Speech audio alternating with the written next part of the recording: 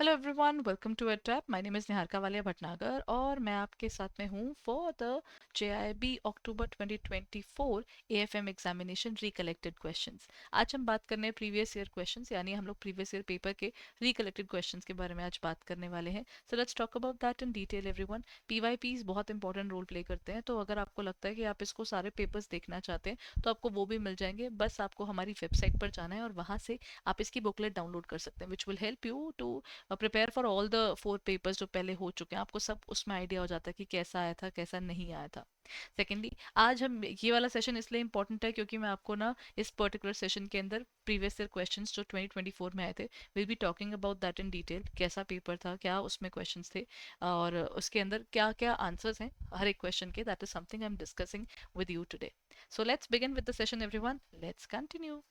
अच्छा, अब हमारे पास आज क्या टॉपिक है। When we talk about the specific area, आपके पेपर में सारे के सारे मॉड्यूल से ही पेपर आता है। ऐसा नहीं होता कि कोई एक मॉड्यूल ज़्यादा आ रहा है और दूसरा मॉड्यूल से बहुत ज़्यादा कम आ रहा है। ऐसा नहीं होता। नॉर्मली 25 मार्क्स का आपका वेटेज होता है हर एक मॉड्यूल का। सो चलिए let's begin with the particular question है।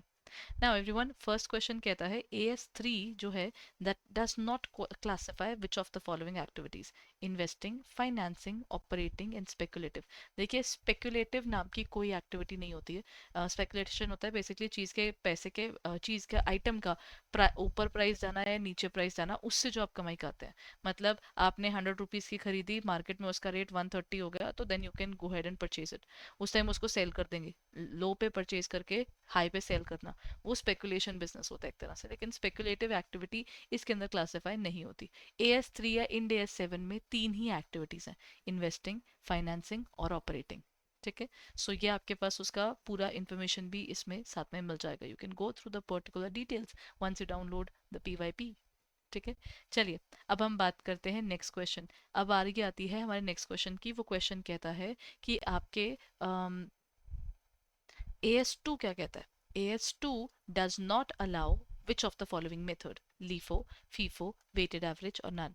हमारे कंट्री में AS2 जो है वो कभी भी लीफो को अलाउ नहीं करता। बहुत से कंट्रीज, मतलब ऐसे बहुत से कंट्रीज हैं इंटरनेशनल जो आपके फाइनेंशियल रिपोर्टिंग स्टैंडर्ड्स है उनमें तक यही सेम चीज़ है, दैट लीफो जो है दैट इज नॉट देयर। ठीक है। लीफो अलाउड नहीं है क्योंकि लीफो की प्रॉब्लम ये होती है कि लीफो से ना हमारा जो वर्किंग है ना, वो इन्फ्लेशन के टाइम पर क्या होता है कि वो ना थोड़ा सा मिसमैच दे देता है। वो आपकी एग्जैक्ट इन्वेंट्री की फिगर नहीं देता। That is what we look forward to. Done. चलिए, अब नेक्स्ट क्वेश्चन हमारे पास आता है, what do you mean by the term contra entry. Contra entry क्या होती है? कोई भी एंट्री जो हमारी इंक्रीज करती है बोथ एसेट्स एंड लाइबिलिटीज को। या कॉन्ट्रा एंट्री वो होता है जो यहाँ पर हमारे पास क्या करता है: an entry that decreases both assets and liabilities, an entry that involves a transfer of funds between cash and bank accounts, और an entry that records a loss और अ गेन। ठीक है। अब यहाँ पर क्या आएगा? अब आंसर क्या होगा इस चीज का? When we talk about this era, contra entry का मतलब होता है कि एक ही कैश बुक के अंदर अगर हम बात करते हैं, बैंक और साथ में हमारे पास आ गया कैश। ठीक है। जब दोनों में मूवमेंट होएगी ना एक ही लेजर के अंदर, दोनों के कॉलम तो अलग अलग है, तो दोनों में जब मूवमेंट आती है उसे कॉन्ट्रा एंट्री कहते हैं। हो सकता है क्योंकि आपके पास कैश जा रहा है या कैश आ रहा है, तो उस चीज में जब हमारे पास कैश जाएगा तो बैंक बैलेंस आएगा, बैंक बैलेंस आएगा तो कैश आएगा। तो एक जो है वो दूसरे को इम्पैक्ट करता है। जब ऐसा कुछ हो रहा तो उसे हम कॉन्ट्रा एंट्री डिफाइन करते हैं। और कॉन्ट्रा एंट्री जो होती है, an entry that involves a transfer of funds between cash and bank accounts, उसे डिफाइन करते हैं। ठीक है। The answer is C. Now comes the next question. Next question कहता है, to arrive at an adjusted cash balance, which of the following adjustments is required to be done: add or subtract clerical errors, or the second one is subtract the debit entries, or when we talk about the second part, that is subtract the debit entries present in the bank statement not present in the cash book, a credit entry present in the bank statement not present in the cash book, 1 and 2 only, 2 and 3 only, 1 and 3 only, और 1 2 and 3। जब हम इसकी बात करते हैं ना, cash, देखिए अगर हम कैश से शुरुआत कर रहे हैं तो कैश बुक क्या करेगी? अगर उसको पासबुक तक का बैलेंस निकालना है तो वो क्या करेंगे? जो भी पासबुक ने अपने बैलेंस निकालते समय स्टेप्स लिए होंगे, यानी जो पासबुक ने प्लस किया होगा मैं भी प्लस करूंगी, जो पासबुक ने माइनस किया होगा मैं भी उसे माइनस करूंगी, तो मुझे ऑटोमेटिकली मेरी पासबुक का बैलेंस अपने आप ही पता चल जाएगा, है ना। जब हम इस तरीके से बनाते हैं, that is what we look forward to. तो इस क्वेश्चन के अंदर ये कह रहा है कि क्लरिकल एरर्स तो हमें वैसे भी एडजस्ट करने होते हैं, वो सही है। अगर पासबुक प्लस कर रही है तो मैं भी प्लस करूंगी, पासबुक माइनस कर रही है तो मैं भी माइनस करूंगी। तो ये तीनों ही पॉइंट्स वही हैं। सब्ट्रैक्ट कर दीजिए वो एंट्रीज जो पासबुक में नहीं है, और ऐड कर दीजिए वो एंट्रीज जो पासबुक में है। इसका आंसर आता है डी, 1, 2 एंड 3। ठीक है, the answer is this. Now moving on, आपके पास नेक्स्ट क्वेश्चन आता है, comparable uncontrolled price method, cost plus method, common resale price method, a traditional method use to measure. ये मेजर किस चीज के लिए किया जाता है? When we talk about the specific, इसका बेसिक पर्पस क्या होता है? When we talk about this method, इसमें पहला है ट्रांसफर प्राइस, रीसेल, अनकंट्रोल्ड और आर्म लेंथ प्राइस। ये CUP method, cost plus, resale, ये सारे मेथड्स का इस्तेमाल किया जाता है जब हम आम तौर पर जो प्राइस चलना चाहिए, मतलब देखिए दो रेटेड पार्टीज अगर कुछ कर रही हैं तो कई बार होता है ना कि शायद वो कुछ नाजायज एक दूसरे को ज्यादा महंगा या ज्यादा सस्ता दे सकते होंगे। उस चीज से बचने के लिए आपको क्या करना होगा? आपको जानना है आपका आर्म लेंथ प्राइस। तो आपको वो जो नॉर्मल किसी थर्ड पर्सन को अगर चीज बेच रहे हैं तो कितने की बेच रहे हैं, पहले आपको वो भी जानना है। तभी पता चलेगा ना कि एग्जैक्टली exactly ये पार्शल हो भी रहे हैं कि क्या पता नहीं भी हो रहे हो। तो इसमें आंसर आ जाएगा आर्म लेंथ प्राइस, आमतौर पर निकालने वाला प्राइस। ओके, नेक्स्ट क्वेश्चन आपका कहता है, cash book is a original entry, ledger और जर्नल, और last one says D, all of the above. C when we talk about cash book ना, कैश बुक का बेसिक मतलब होता है ये सारी चीजें होता है वो। कैश बुक आपकी बुक ऑफ ओरिजिनल एंट्री भी है, सबसे पहले बुक्स में इसी में चीज नोट होती है। देन कम्स लेजर, लेजर में सबसे पहले चीज आपके पास ये एक टैबुलर फॉर्म में भी है तो लेजर भी है, खुद में ये जर्नल भी है। तो इसका आंसर क्या हुआ? ये सारी की सारी चीजें कैश बुक है, ये कैश बुक के सारे एग्जैक्टली उसके ना कैरेक्टरिस्टिक्स हैं। Okay, next point, as per the standard AS3, ये आपके पास हो गया क्वेश्चन। अब चलते हैं अगले पे। नेक्स्ट क्वेश्चन आपका कहता है कि which among the following is one of the methods of valuation of inventory as per AS2, LIFO, FIFO, LIFO weighted average, FIFO weighted average. As per AS2 सिर्फ एक लीफो को छोड़ दीजिए, लीफो नहीं वो अच्छा मानते, लेकिन बाकी सारे मेथड्स को वो वैलिड मानते हैं। इसका आंसर क्या हो जाएगा? Then we talk about it, the answer is C. Done.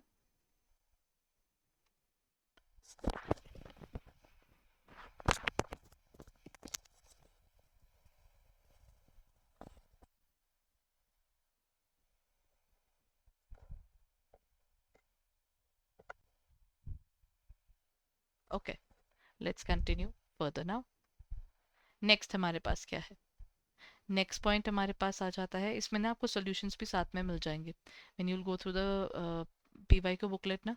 ये देखिए, क्वेश्चन दिया हुआ है कि हमारे पास में ना एक कैश ओवरड्राफ्ट है जिसकी वैल्यू है 2,10,000। तो मतलब मैं टेक्निकली बोल सकती हूँ कि 2,10,000 मेरा नेगेटिव में है।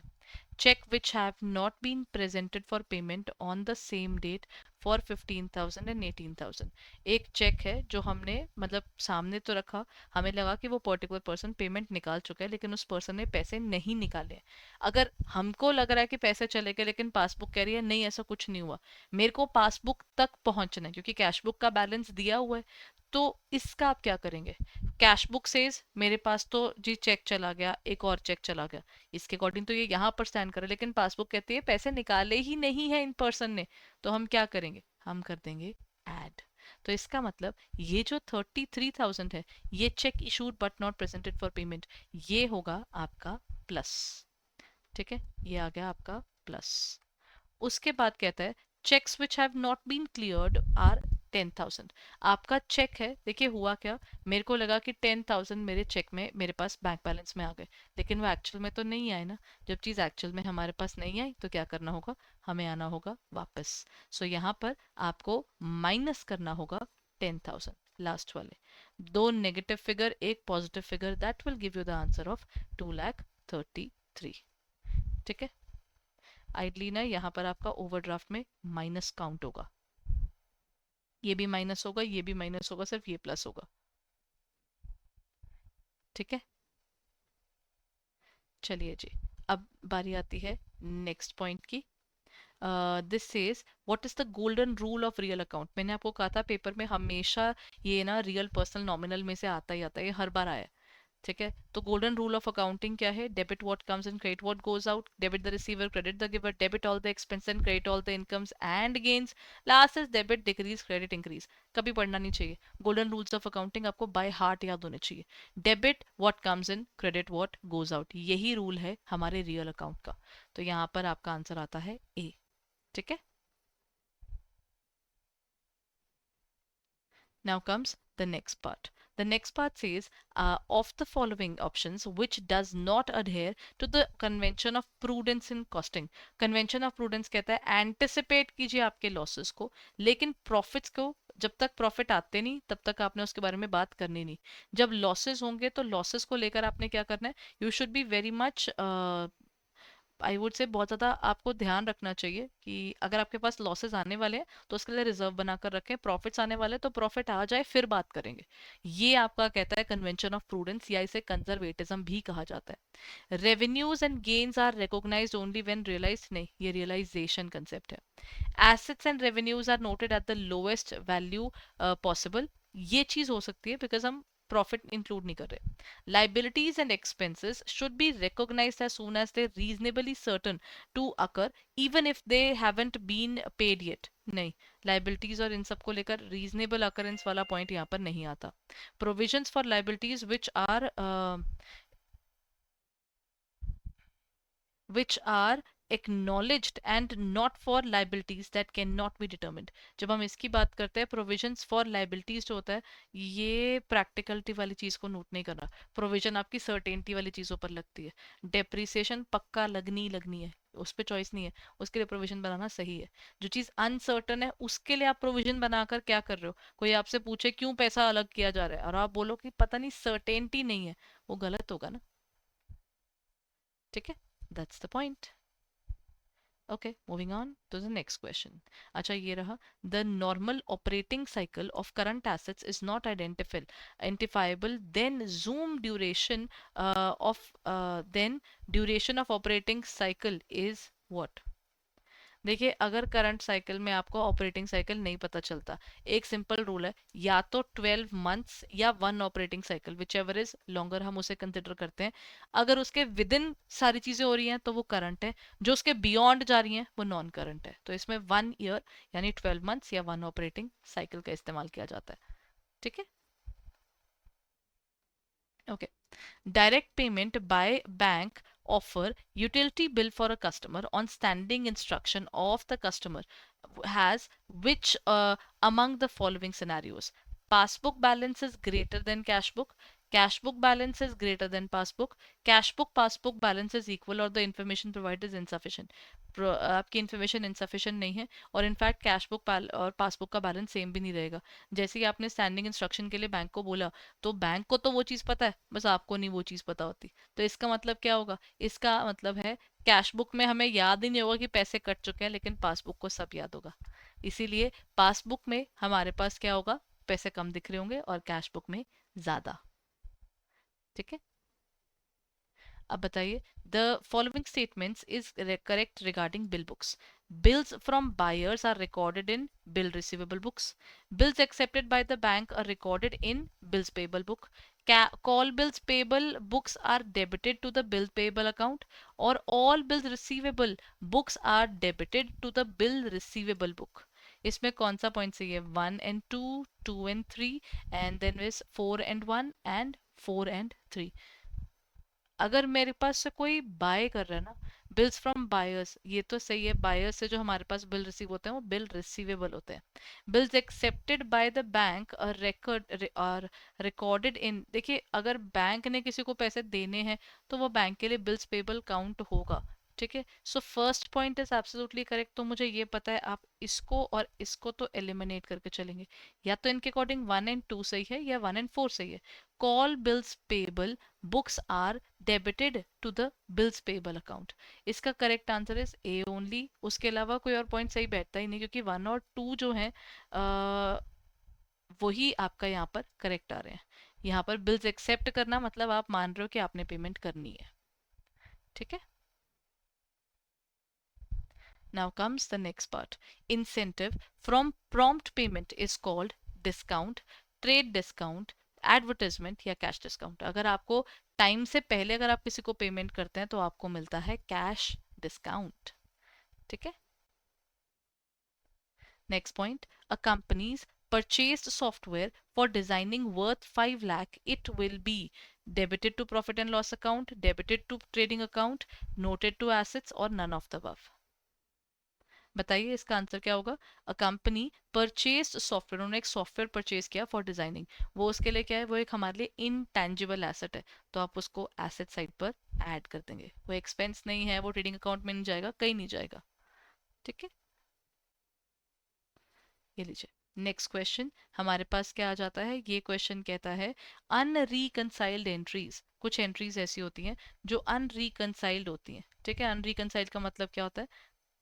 अनरिकनसाइल्ड का बेसिक मतलब होता है जो एंट्रीज में हमने मिलाया नहीं होता, दोनों में फर्क आ रहा होता है. In the inter office account may be due to which of the following reasons. Time lag, mistakes, fraud. Select the most appropriate answer. 1 and 2 only, 2 and 3 only, 1, 2 and 3 और नन ऑफ द अबव. जब ऐसा कुछ हो तो इसके आप ये जो इंटर ऑफिस एडजस्टमेंट्स है ना, उसमें सब कुछ ही नोट होता है. वन भी यानी टाइम लैग भी, मिस्टेक्स भी और फ्रॉड भी. ठीक है. तीनों के तीनों. Okay, here comes the next question, everyone. Next question talks about हमारे पास कहता है it is found that the sales account overcast is 10,000. मतलब सेल्स मेरी क्रेडिट साइड पर होती है और वो मैंने ना नाजायज ही ज्यादा दिखा दी है जितनी होनी चाहिए. अगर वो अपनी अमाउंट से ज्यादा दिख रही हैं तो हमें क्या करना पड़ेगा, जो चीज जिसका नेचर होता है हम उसके विरुद्ध जाते हैं. तभी तो हम प्लस को, अगर प्लस ज्यादा हो रखा है तो आप माइनस कर देंगे, अगर कोई चीज ज्यादा माइनस हो रखी है तो आप प्लस कर देंगे, तभी चीज नोट होती है ना. तो रेक्टिफिकेशन के अकॉर्डिंग ये जो आपकी सेल्स है ये होनी चाहिए बेसिकली आपकी debit.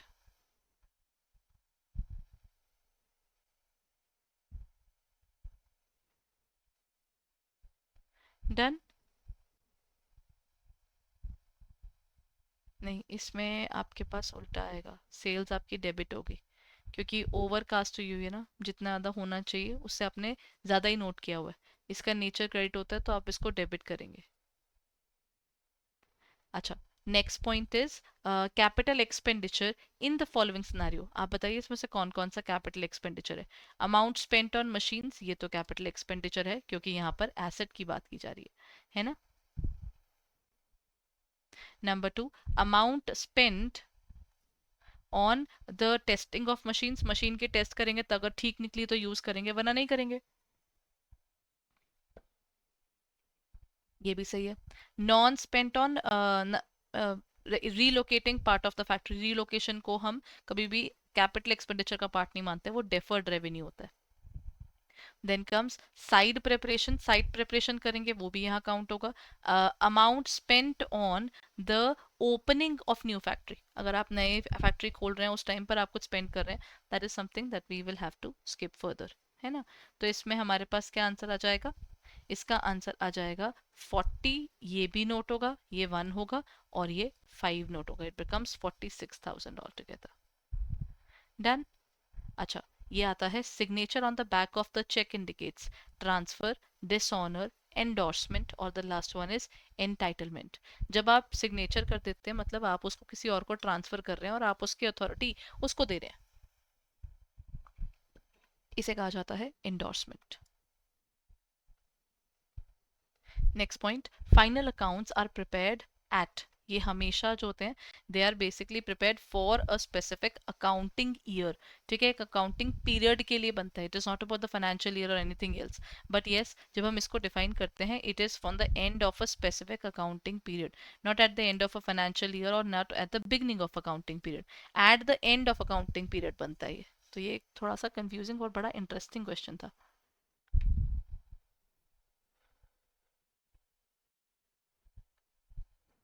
Question number 22, everyone. Receipt from sales of property, plant and equipment, long-term assets are dash cash flow activities. क्या होगा इसके अंदर.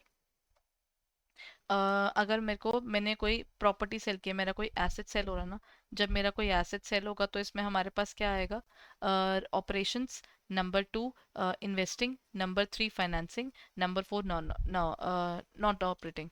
देखिए जब हम क्या करते हैं, अगर कोई फिक्स्ड एसेट है, अगर मैं उस फिक्स्ड एसेट को सेल करती हूँ, ठीक है, उसको सेल करती हूँ या मैं उसको करती हूँ बाय, तो इसका मतलब मैं फिक्स्ड एसेट्स यानी इन्वेस्टिंग एक्टिविटीज पे वर्क कर रही हूँ। अगर मैं पे करूंगी तो मेरे पास माइनस आएगा, अगर रिसीव करूंगी तो प्लस आएगा, क्योंकि हम एक property, plant and equipment, long term asset sale कर रहे हैं, तो वो हमारा इन्वेस्टिंग का पार्ट होगा। ठीक है, नेक्स्ट पॉइंट। अब हमारे पास क्या आता है, ट्रेडिंग अकाउंट जो है वो क्या रिकॉर्ड करता है? The trading account records cost with respect to dash material of the firm, direct, indirect, operations और नॉन ऑपरेटिंग। देखिए ट्रेडिंग अकाउंट क्या नोट करता है, ट्रेडिंग अकाउंट सिर्फ हमारे डायरेक्ट एक्सपेंसेस नोट करता है, इनडायरेक्ट नहीं नोट करता वो। ठीक है, इसका काम होता है प्रोडक्शन बेस्ड जितने भी एक्सपेंसेस है उन्हीं को ही रिकॉर्ड करना, nothing regarding anything else has been noted there. Investment, purchase of cash, what would be the effect on balance sheet? देखिए अगर हम इन्वेस्टमेंट करते हैं, परचेज करते हैं और हमारी तरफ से कैश आता है, इसका मतलब क्या हुआ, मेरे पास एक तो एसेट बढ़ गया और मेरे पास से एक एसेट कम हो गया। चीज कहाँ बदली, सिर्फ सिर्फ और सिर्फ एसेट में, क्योंकि कोई लाइबिलिटी तो बिल्डअप ही नहीं हुई। तो change in assets and liabilities नहीं हो रही, चेंज इन एसेट्स ये तो हो रही है, चेंज इन लाइबिलिटीज वहां तो टच भी नहीं हुआ, तो वो काउंट नहीं होगा। तो इसका आंसर क्या आ जाएगा, बी।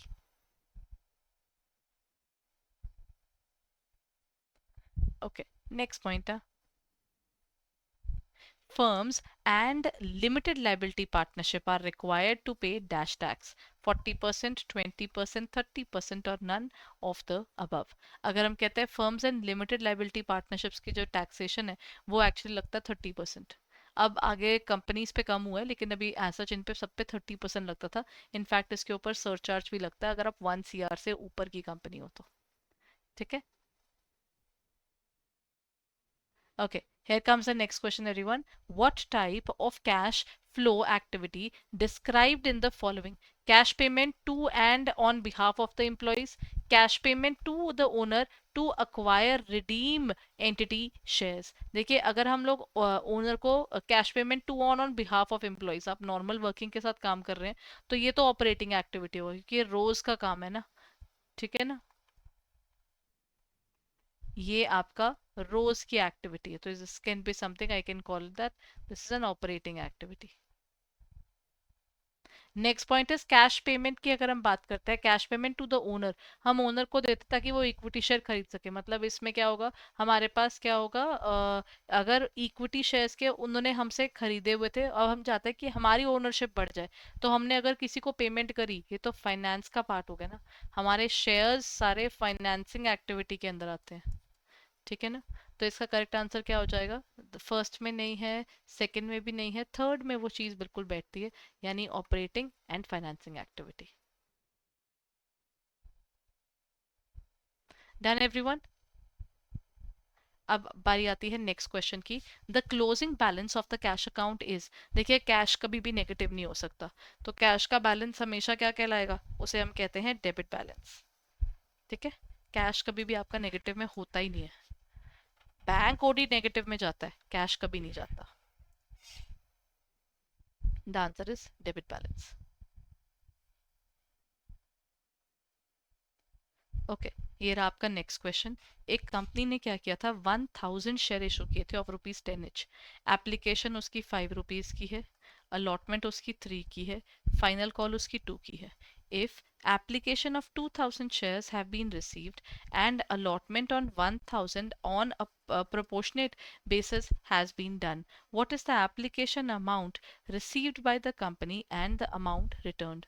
अब यहाँ पर क्या हो रहा है, क्वेश्चन कह रहा है कि हमने क्या किया था, हमारे पास शेयर कितने थे एवरीवन, शेयर तो हमारे पास 2000 थे, लेकिन 1000 शेयर होल्डर्स को हमने क्या किया था, मतलब हमारे पास देने को सिर्फ 1000 शेयर्स थे, but we have given what, we have given an amount of, मतलब 2000 लोगों ने अप्लाई कर दिया और मैंने उनको बोला कि सर मेरे पास है ही शेयर 1000, तो मैं क्या करूं, हम तो सही है उस चीज पे। तो हमने इनिशियली एप्लीकेशन मनी कितनी रिसीव की है, 2000 इंटू 5 करके, आपके पास 5 2 10, 10,000 तो आपके पास एप्लीकेशन पर आया, जबकि आपका एक्सेस कितना आया हुआ है, दिस इज 2005 था ना ये, जबकि हाँ 5,000 ही सिर्फ ऐसा है जो हमारा यहाँ पर बनता था।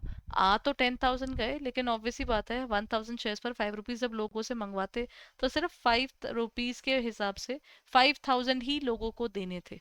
क्वेश्चन ये कह रहा है what is the application amount received. Application तो आपने वहां पर रिसीव की है 10,000 की, और किसके अगेंस्ट, आपके पास 5,000 की एक्चुअल वैल्यूएशन थी। ठीक है ना।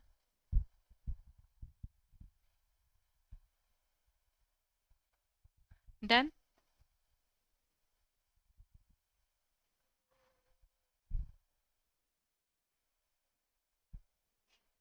चलिए अब हम चलते हैं आगे। इसे प्रोराटा बोलते हैं। लोगों ने 2,000 शेयर्स मांगे, हमारे पास थे ही 1,000 शेयर। तो मैंने क्या कहा कि ठीक है, जितने पैसे आपने एप्लीकेशन में दिए हैं, अब उसी पैसे में से हम क्या करेंगे। अब 10,000 20,000 हमारे पास 10,000 रुपीज आ गए हमारे पास, लेकिन ड्यू तो सिर्फ 5 ही हुए थे। इसका मतलब 5 लोगों ने एडवांस में दे दिए, तो बस उनको रिमेनिंग अमाउंट देनी है and they will have the share. Next question. The companies excluding finance companies required to disclose separately in the notes revenue earned from, कहाँ से आपको पैसे होते हैं, sale of products, sale of services, interest और other operating revenues।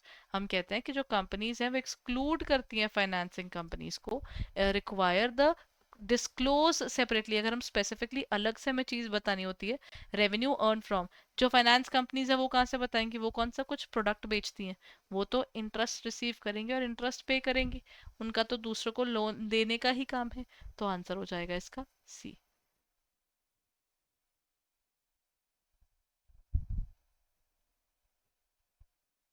Done everyone. Which among the following statements is incorrect with respect to partnership firm. Partnership firm के बारे में इनमें से कौन सी बात गलत है। It is association of two और मोर पर्सन, ये करेक्ट है। एन अग्रीमेंट और कंट्रैक्ट बिटवीन टू पार्टीज, ये भी सही है। The liability of partners is unlimited, ये भी सही है। और companies rules restrict the number of partners, they restrict the number of partners to 50। तो इसका आंसर क्या होगा। इसमें ऑल आर ट्रू, इनमें सारे ही सही है।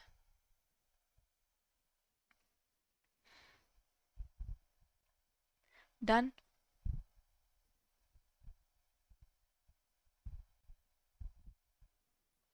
Then comes calculate the cost of goods sold in the following scenario. Cost of goods sold क्या होता है। पहले हमारे पास आएगा कि आपको ना कॉग्स निकालनी है। ओपनिंग स्टॉक आपका 10,000 दिया हुआ है, परचेज किए हमने 40,000 के, हमने डायरेक्ट एक्सपेंसेस स्पेंड किए 5,000 के, हमने सेल किए कुछ स्टॉक्स 56 के, और एंड में हमारे पास कुछ आ गए 18 के। पता है ये कंफ्यूजिंग है, इसको भी रुक जाइए। जब हम कॉग्स निकालते हैं ना, तो कॉग्स का फॉर्मूला पता है क्या होता है, वो होता है opening stock plus purchase plus direct expenses and minus is your closing stock। ठीक है, हम इसे कहते हैं हमारा cost of goods sold. Opening में हमारे पास कितने पड़े थे, 10,000 शेयर्स पड़े थे, और उसके हिसाब से अगर मैं अपने परचेज के हिसाब से देखूं तो मेरा परचेज कितना हुआ, 40,000 का। देन ये आया आपके पास परचेजेस। उसके बाद क्या हुआ, then the left over stock is कितना है, एन में आकर 18 है, लेकिन हाँ एक डायरेक्ट एक्सपेंस भी तो है 5,000 का।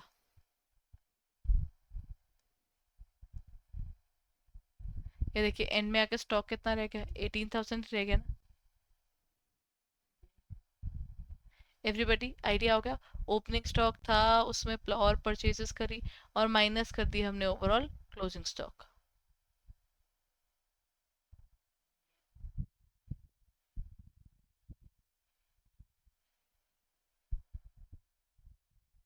एवरीबडी इसका आंसर क्या हो जाएगा। आपने ओपनिंग स्टॉक में ड्यूरिंग जो परचेज की उसको ऐड कर दिया, कोई डायरेक्ट एक्सपेंसेस हो रहे हैं उसको भी ऐड कर दिया, और क्लोजिंग में 18 था अपने पास उसको कर दिया माइनस।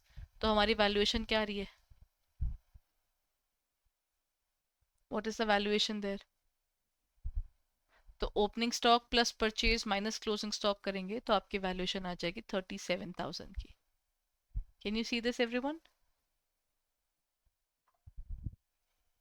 चलिए देन लेट्स मूव ऑन.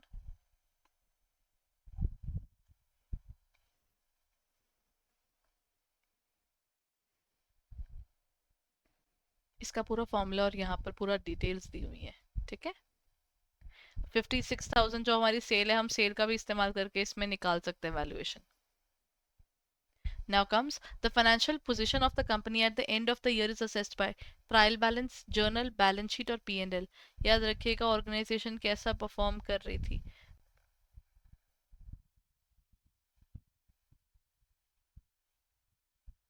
चलिए, financial position of a company at the end of the year everyone.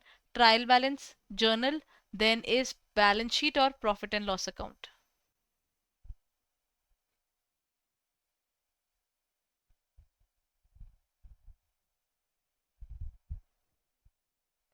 क्या होगा इसका आंसर? फाइनेंशियल पोजीशन जो होती है वो पी एंड और बैलेंस शीट से पता चलती है. तो इसका आंसर हो जाएगा 3 और 4 हमारे मेन नीड्स है.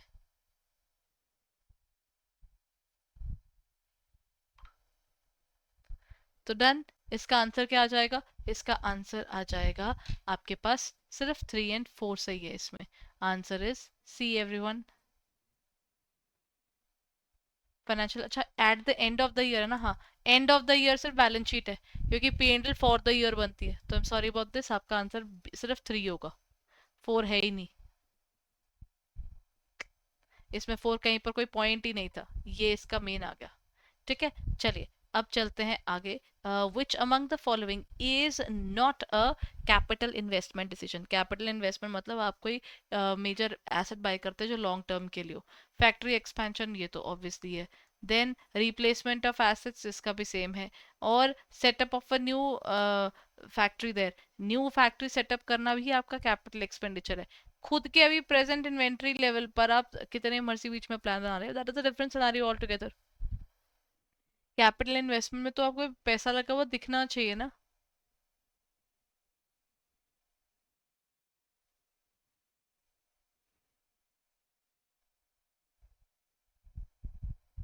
Done everyone. इसका आंसर हो गया इन्वेंट्री लेवल, वो आपका वर्किंग कैपिटल बेस्ड है. Next question.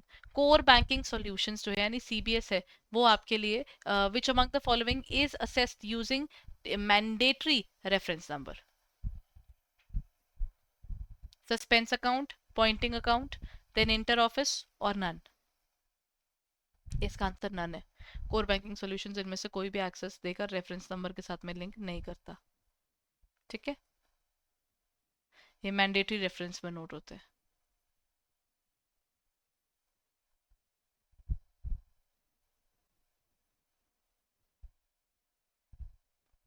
Done everyone. चलिए अब अगले क्वेश्चन की तरफ चले. Sale of long term assets, यहाँ पर कहता है as which among the following effects on the cash flow activities. अगर हम कोई लॉन्ग टर्म एसेट बेचते हैं तो उस केस पे क्या होता है, वो हमारी इन्वेस्टिंग एक्टिविटीज को तंग करता है. और कोई एक्टिविटी को हिला नहीं सकता, क्योंकि लॉन्ग टर्म एसेट्स जो है वो सारे इन्वेस्टिंग के अंदर आते हैं. ठीक है. चलिए नेक्स्ट क्वेश्चन. ये कहता है आपको प्रिंसिपल दिया हुआ है, कंपाउंड इंटरेस्ट का फॉर्मूला दिया हुआ है और टाइम दिया हुआ है 3 years. तो आप क्या करेंगे? कंपाउंड इंटरेस्ट का फॉर्मूला क्या होता है? P1+R T. तो आपके पास क्या दिया हुआ है? प्रिंसिपल आपके पास 12,000 है और आपके पास 1+10% है. ठीक है. एंड देन आपका time is 3 years.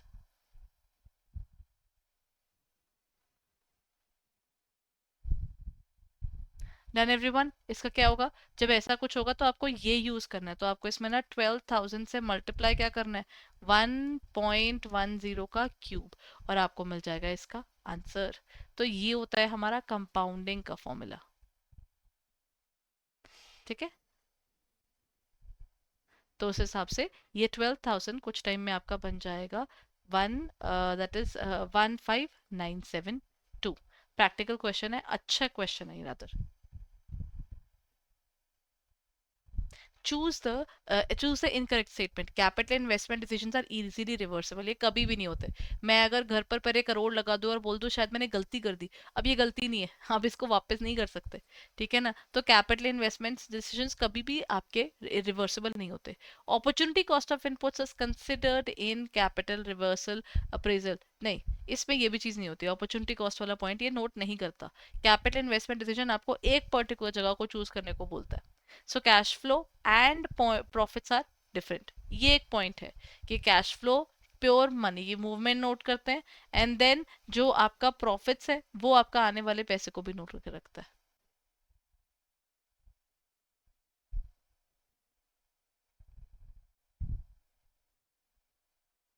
Done everyone? चलिए आगे। अब हमारे पास क्या आया, इसका आंसर क्या है? कैपिटल इन्वेस्टमेंट डिसीजंस कभी भी इजीली रिवर्सिबल होते ही नहीं। अच्छा, नेक्स्ट कहता है विच among the following statement is incorrect regarding infrastructure projects.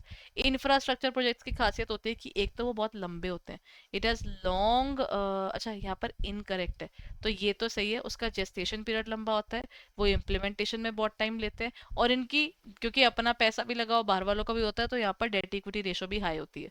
तो यहाँ पर एक चीज है, the risk involve is less, नहीं नहीं, इसमें तो आपका रिस्क बढ़ जाता है क्योंकि प्रोजेक्ट लंबे समय तक चलता है, ये वाला। Then comes firms and liability, ये हमने कर लिया, इसका 30% है कि फर्म्स और लिमिटेड लाइबिलिटी पार्टनरशिप्स में 30% का टैक्स लगता है। अच्छा, can bill discounting banks subtract interest from the bill, this is done in which kind of. देखिए आप ना इंटरेस्ट को साइड पर रखकर बाकी चीजों पर आप पेमेंट कंसिडर करते हैं ना, तो जब ऐसा कुछ हो तो उसे हम कहते हैं फ्रंट एंड इंटरेस्ट। ठीक है, जो हम बिल डिस्काउंटिंग के अंदर इंटरेस्ट का काट के हम अगर पेमेंट कर रहे हैं कि इतना इंटरेस्ट बनेगा, इतने इंटरेस्ट के अमाउंट हम आपको डिडक्ट करके रिमेनिंग अमाउंट दे रहे हैं, इसे कहा जाता है फ्रंट एंड इंटरेस्ट। ठीक है, जब हम लोग कोई भी डिस्पर्स करने से पहले हम अपना इंटरेस्ट काट कर ही प्रिंसिपल देते हैं, उसे हम कहते हैं front end.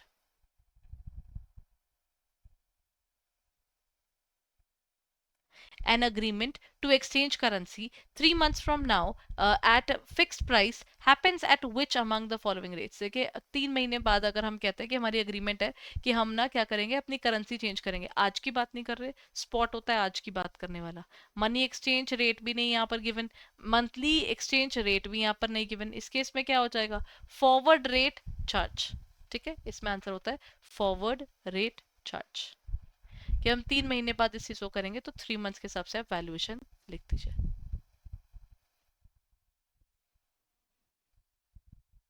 Done.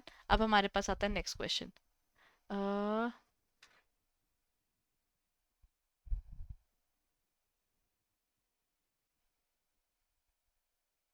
Term for debt equity क्या होता है? डेट इक्विटी मतलब हम लोग डेट को ऊपर रखते हैं और इक्विटी को नीचे रखते हैं।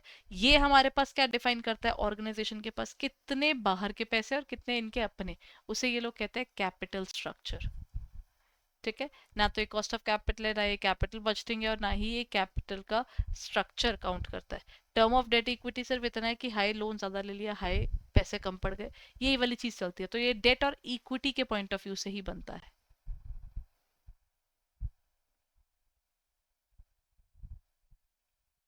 डन। अब वो क्या कह रहा है, what is the rate of return if the market interest rate is equal to the coupon rate, जो आप मांग रहे हो आपको वही मिल रहा है, तो इस टाइम पर आपका ना ये आपका सिस्टम होता है वाईटीएम का, जो मांगोगे उतना मिलेगा, उसे हम कहते हैं वाईटीएम, ये आपकी यील्ड टू मैच्योरिटी की परसेंटेज है।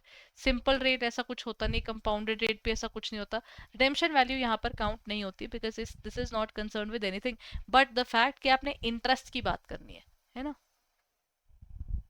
आपके रिडेम्पशन वैल्यू की नहीं। अब क्वेश्चन कहता है विच among the following is an internal source of finance. अब इंटरनल सोर्स क्या है, फैक्टरिंग, ट्रेड क्रेडिटर्स, और द रिटेन अर्निंग्स, और डिबेंचर्स।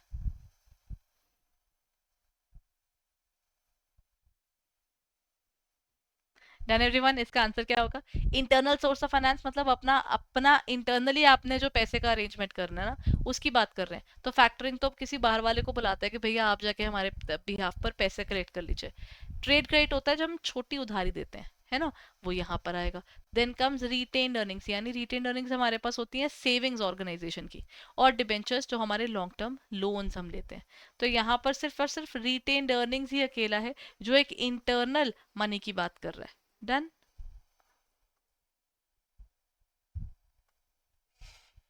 Done everyone. अब चलते हैं आगे।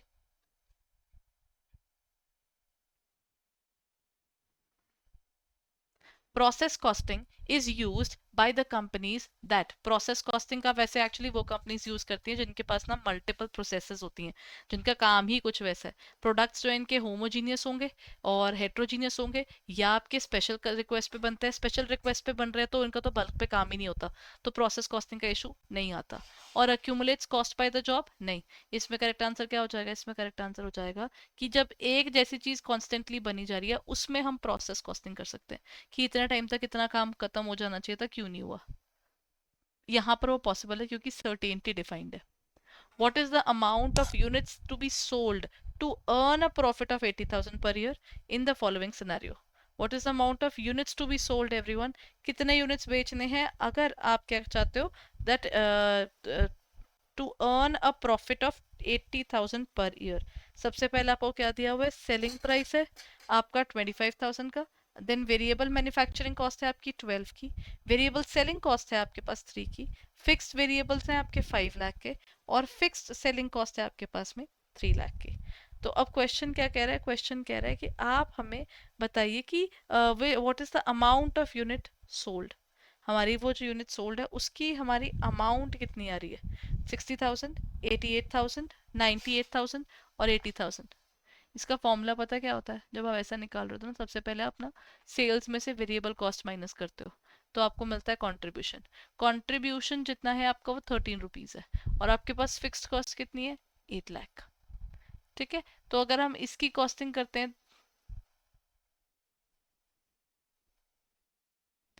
क्या होगा इस केस में एवरीवन, पहले तो सेल्स माइनस वेरिएबल कॉस्ट होगी, उसके बाद जो वैल्यूएशन बच गई वो आपकी मेन कॉस्ट आ गई। अब आपको किसी भी हालत में क्या कवर करना है कि भगवान किसी भी तरीके से ये जो एक्स्ट्रा मनी आया उसके अंदर से मेरी क्या निकल जाए।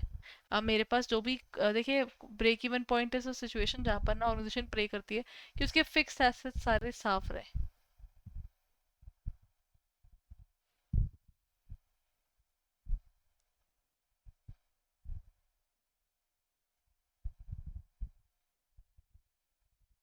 एवरीबडी, क्या होगा इसका आंसर, देखिए क्वेश्चन कह रहा है कि आप ना सबसे पहले सेल्स में से वेरिएबल कॉस्ट निकालिए। इसका मतलब 13 रुपीज मेरे नॉर्मली 10 रुपीज मेरे कॉन्ट्रीब्यूशन के हैं। अब क्वेश्चन कहता है सेल्स माइनस वेरिएबल कॉस्ट किया ना, 25 माइनस 12, हाँ जी, इसमें 13 आया ना, तो हम लोग कह सकते हैं कि 13 रुपीज का इन एक्चुअल मेरे पास क्या आ रहा है, वो है मेरी वैल्यूएशन ऑफ आपके पास इसकी। ठीक है, अगर हम बात करते हैं जो ओवरऑल हमें 13 रुपीज का कंट्रीब्यूशन आ रहा है, और हम चाहते हैं कि हमारे ना फिक्स एसेट्स इसमें रिकवर हो जाए, तो हमारी फिक्स एसेट्स के हिसाब से हम कैसे चलने वाले हैं। आइडली अगर मेरे पास आप टोटल कॉस्टिंग निकालोगे 12 प्लस 3 होगा ना, हाँ, एक्चुअली मेरा वेरिएबल कॉस्ट हो गया 15 रुपीज, और मेरा टोटल कॉस्ट हो गया 25, तो 25 सेल्स में से आप सिर्फ वेरिएबल कॉस्ट माइनस कीजिए, ये दैट इज 25 माइनस 15 करेंगे तो इसका मतलब 10,000 हमारे पास 10 रुपीज पर यूनिट आता है ना हमारे पास, तो बस उसी का इस्तेमाल कर लीजिए।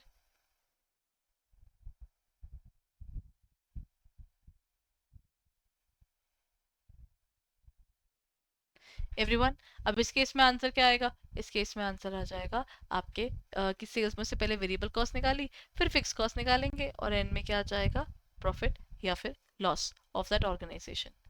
आपको बेटर इन डेप्थ आइडिया हो जाता है चीज का।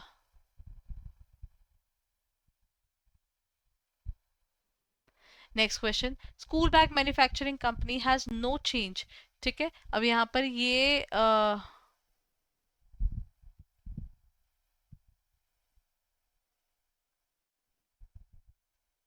एवरीवन, इसका आंसर क्या होगा, हम लोग कह रहे हैं कि एक स्कूल बैग है, मैन्युफैक्चरिंग कंपनी है, उसमें कोई ब्रेक इवन में चेंज ही नहीं आ रहा। इसका मतलब ये लोग पहले जब अपना ब्रेक इवन अगर 8,000 से आ रहा था उतना ही पैसा लगाकर उतना ही पैसा रिकवर भी हो रहा है, तो यहाँ पर क्या सेलिंग प्राइस में कोई चेंज होगा, क्या फिक्स प्राइस में कोई चेंज होगा, या फिर वेरिएबल में कोई चेंज होगा, या आप और मैं उस टाइम देखेंगे कि अरे दूसरी चीज़ पे हमें ज़्यादा बेनिफिट हो रहा है, तो वैसा कुछ हो रहा होता है तो हम उसको फॉलो कर लेते हैं।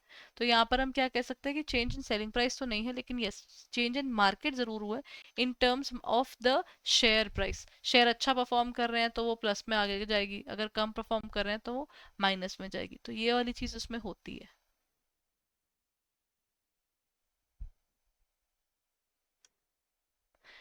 डन। अच्छा, नेक्स्ट क्वेश्चन कहता है a PV ratio is to be launched with PV ratio 25। ये होता है contri upon sales everyone. Question कहता है दिस इज 25% और आपका वेरिएबल कॉस्ट 300 है।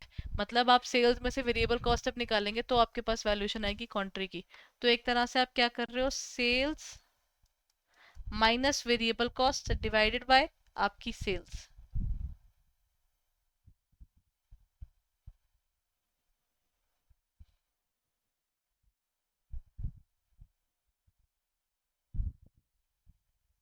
एवरीबॉडी, इसका आंसर क्या हो जाएगा बताइए।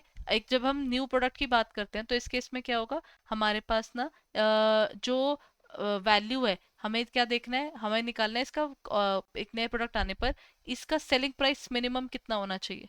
हम 25% का मार्जिन चाहते ही है ना, तो बस आपने क्या करना है, आप यहाँ पर ये कैसे आया, सेल में से अगर आप वो एक पर्टिकुलर अमाउंट जो इसमें दिया है वो माइनस कर देंगे, डिवाइड बाय आप फिर से सेल्स कर देंगे, तो मल्टीप्लाइड बाय 100 कर दीजिए, तो इससे आपकी वैल्यूएशन निकल कर आएगी कि आपका जो प्रोडक्ट है उसके केस में क्या हो रहा है।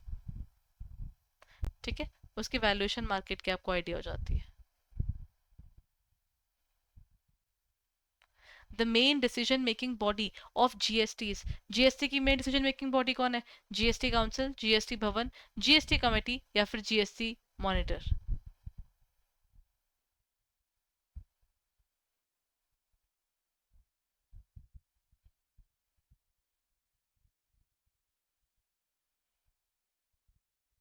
डन एवरीवन, इसका आंसर क्या होगा, जब हम जीएसटी की बात करते हैं इनका अपना ना काउंसिल है, तो इसका आंसर क्या होगा, गुड्स एंड सर्विस टैक्स का काउंसिल। डन एवरीवन, तो ये रहे हमारे questions regarding the entire topic previous year questions के। सो आई होप ये सेशन आपके लिए बेनिफिशियल था। But before I proceed further, let's look at it. इस बुकलेट में आपके पास इन सबके आंसर्स भी हैं, बुक का वो पोर्शन भी है जहाँ से ये कवर्ड है। अच्छा, next question, trust solely has for charitable or religious purposes gets the benefit from income tax act। इनकी exemptions कहाँ से होती है, सेक्शन 10 के बेस्ड होती हैं, 80, 11 या 15। ये जो exemptions है ना इन ऑर्फनेजेस वगैरह की, इनको मिलती है under section 11 of the income tax act 1961। ठीक है, then you have got all दो स्पेसिफिक एरिया कि सेक्शन 2 में आपके किस तरह के क्वेश्चंस हैं, सेक्शन 3 आपके डिफरेंट डिफरेंट क्वेश्चंस जो भी रिकलेक्टेड हैं वो यहाँ पर भी गिवन है। So if you are preparing तो जल्दी से इसको देखिएगा, और अगर आपको लगता है आपको कोर्सेज लेने हैं तो वो भी आपके लिए अवेलेबल है। All you need to do is just go on to our website.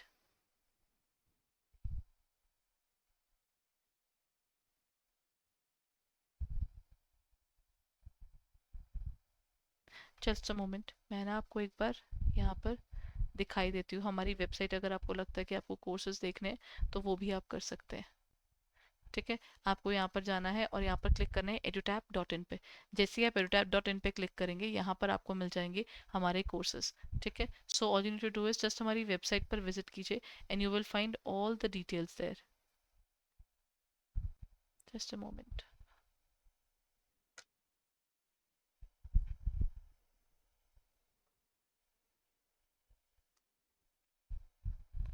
चलिए देखिए, all you need to do is just click on the area of edutap.in। जैसे ही आप क्लिक करेंगे ये आपको ले जाएगा हमारी वेबसाइट की तरफ, और वहां पर जाकर आपको मिल जाएंगी इसकी सारी डिटेल्स। तो अगर आप हमारे कोर्सेज में इंटरेस्टेड हैं तो आपको यहाँ पर इसकी पूरी डिटेल्स अवेलेबल है। This will help you in your better preparation, क्योंकि आपको आइडिया हो जाएगा कि आपको किस तरीके से इस कोर्स को परस्यू करना है। ठीक है, अगर आप खुद से पढ़ना चाहते हो तो कितने समय में पढ़ पाएंगे, कितनी पढ़ाई आप खुद से और किस तरीके से मैनेज कर पाएंगे, all those things are available on our website there.